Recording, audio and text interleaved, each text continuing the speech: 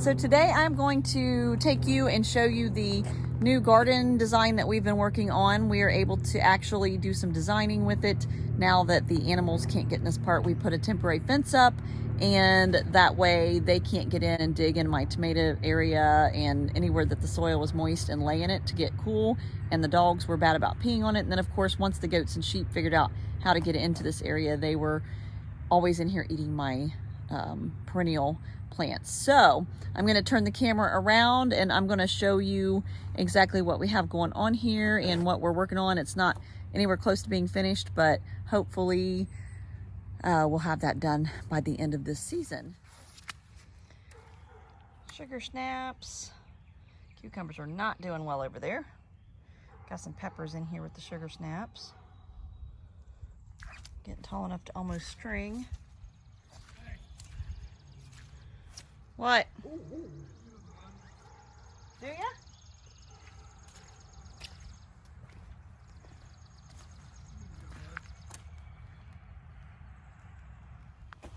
This little guy is just a little teeny plum tree, and he's got a little curve to him, but it was the only one they had, so we're gonna try him out. Blackberries. Actually, they're not doing bad. They got eaten down pretty good too. But they're doing pretty good. And the lilac bush got eaten. They were eating everything. Now they can't get in here. It's doing okay. Big strawberry patch right across the fence here. And it is doing really well. Got to get in there and weed it again. And that's our little cherry tree. So outside here I have a sink. I actually picked this up for free. I've been keeping my eye out. It's got to be cleaned up, but I'm going to use this as a potting sink. It won't have water. Everything, dirt can get dropped in here, and then I'm not wasting potting mix or anything like that. I can plug that off, but if I want, I can water plants in here that are potted and let it drain down into this bucket down here. So not sure exactly where it's going to end up. This is the corner of the carport that's off of our garage. It is close enough to the garden where it could stay here and I could just make this little area for potting, but I'm not sure yet. And this is the side of the garden I did not show. So eventually I need to redo these bricks. These were old bricks, so I put this in a couple years ago just because this part used to hold water really bad. And then these were free deck boards and little stepping stones. So this area right here is kind of on a slope, so it would flood really bad. So that's what I did for that fix. And then these over here are sweet peppers. And I haven't done much over here. I did put some squash in, but it's not looking real hot this year. And then this is my first year for an asparagus trench, so we'll see how that goes. I think we've gotten a little bit too much rain.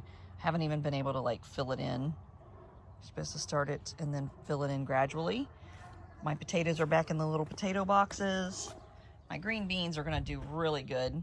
They are runner beans. They always do good. So they'll grow all the way up this little trellis that is when you first enter. So I've got that done. And then I've got my lettuce and my spinach, and this is lemon balm. It's on its second or third year in this pot, and I don't plant it out because it will take over, just like my peppermint. These are my starts. So my starts are looking terrible this year. I had some family crisis stuff going on over about a week and a half's time and was not able to care for my starts when they needed to be pinched down and not let to get so leggy, but they might make it. They're starting to get green. And here, this is just outlined so that when we level out this garden area, we won't hit my permanent onion. This is a permanent Egyptian walking onion area. So you can see the little walking onions. So these will actually come back every year, and they clump and they literally look like they're walking.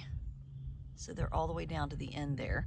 This whole area, they can take over. I don't care about this area. And you can see some volunteer, I think it's cucumbers, but it might be a melon. It actually has some melon look to the leaves. We have so many heirloom seeds that I start that we end up with volunteers all over the garden.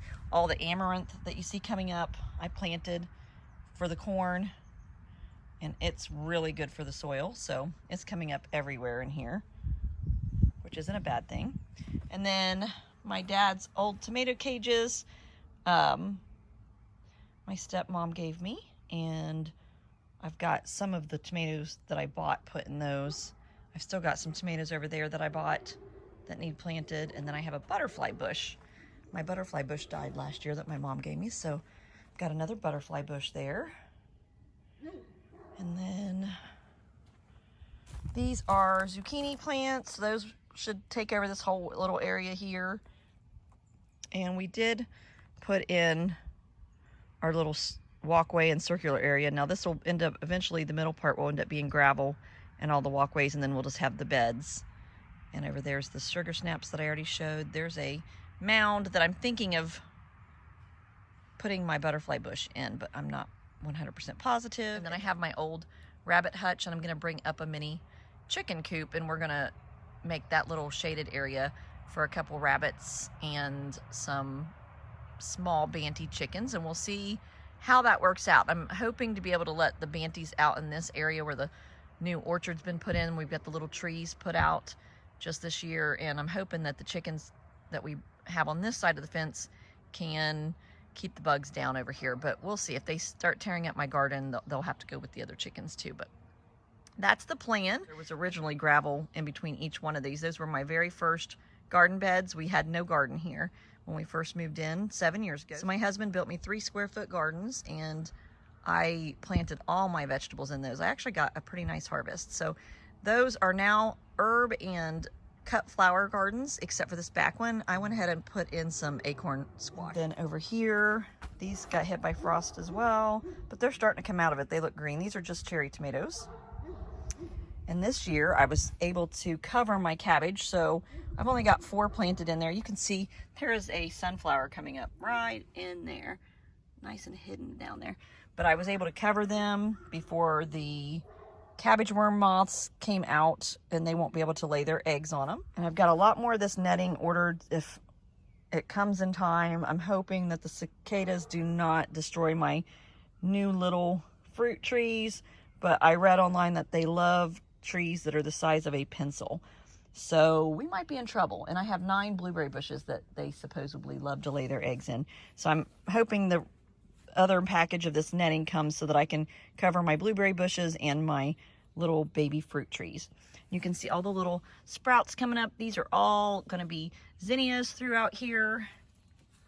It's going to be very pretty back here.